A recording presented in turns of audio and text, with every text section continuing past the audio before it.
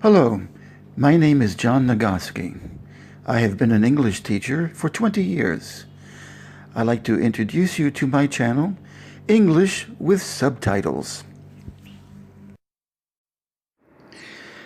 Sun Tzu on the Art of War, as read by John Nagoski. Chapter 6, Weak Points and Strong. Sun Tzu said, "Whoever is first in the field and awaits the coming of the enemy will be fresh for the fight. Whoever is second in the field and has to hasten to battle will arrive exhausted. Therefore, the clever combatant imposes his will on the enemy, but does not allow the enemy's will to be imposed on him. By holding out advantages to him, he can cause the enemy to approach of his own accord, or by inflicting damage, he can make it impossible for the enemy to draw near. If the enemy is taking his ease, he can harass him. If well supplied with food, he can starve him out. If quietly encamped, he can force him to move. Appear at points which the enemy must hasten to defend. March swiftly to places where you are not expected. An army may march great distances without distress if it marches through country where the enemy is not. You can be sure of succeeding in your attacks if you only attack places which are undefended. You can ensure the safety of your defense if you only hold positions that cannot be attacked.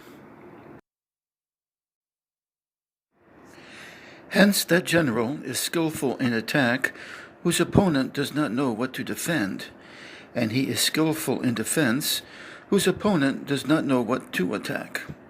O divine art of subtlety and secrecy! Through you we learn to be invisible, through you inaudible, and hence we can hold the enemy's fate in our hands. You may advance and be absolutely irresistible if you make for the enemy's weak points. You may retire and be safe from pursuit if your movements are more rapid than those of the enemy.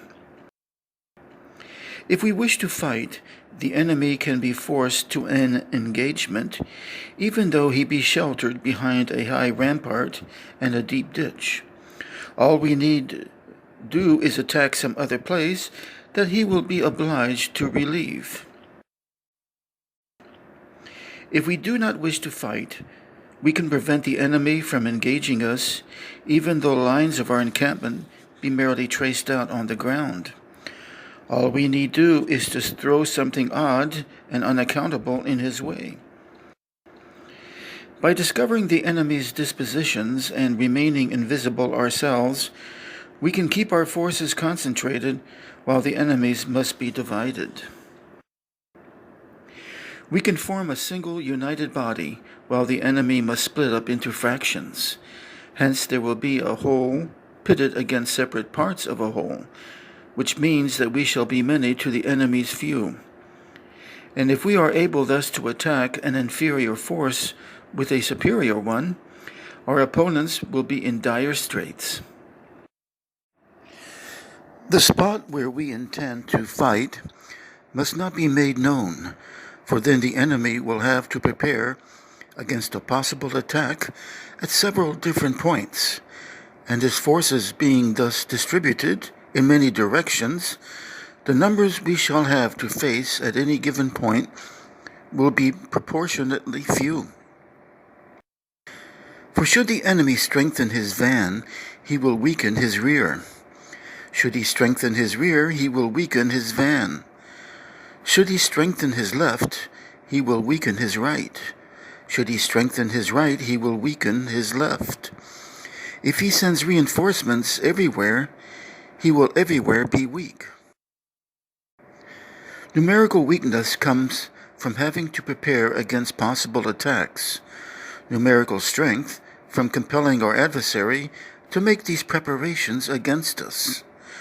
Knowing the place and the time of the coming battle, we may concentrate from the greatest distances in order to fight.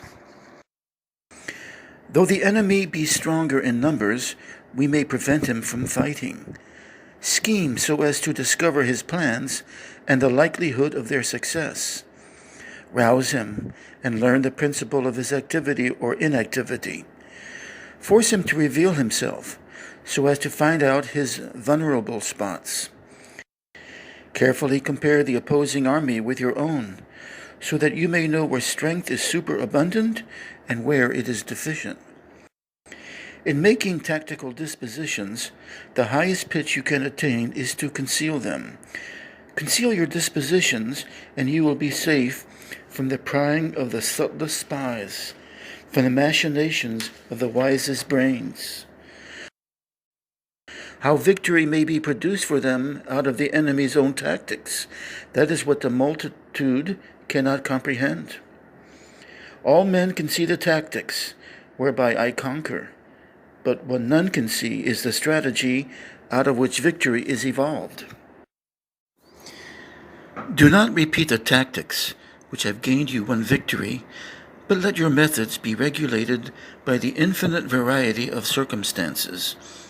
Military tactics are like unto water, for water in its natural course runs away from high places and hastens downwards. So in war, the way is to avoid what is strong and to strike at what is weak. Water shapes its course according to the nature of the ground over which it flows. The soldier works out his victory in relation to the foe whom he is facing. Therefore, just as water retains no constant shape, so in warfare there are no constant conditions. He who can modify his tactics in relation to his opponent and thereby succeed in winning may be called a heaven-born captain. The 5 elements, water, fire, wood, metal, earth, are not always equally predominant. The 4 seasons make way for each other in turn. There are short days and long. The moon has its periods of waning and waxing.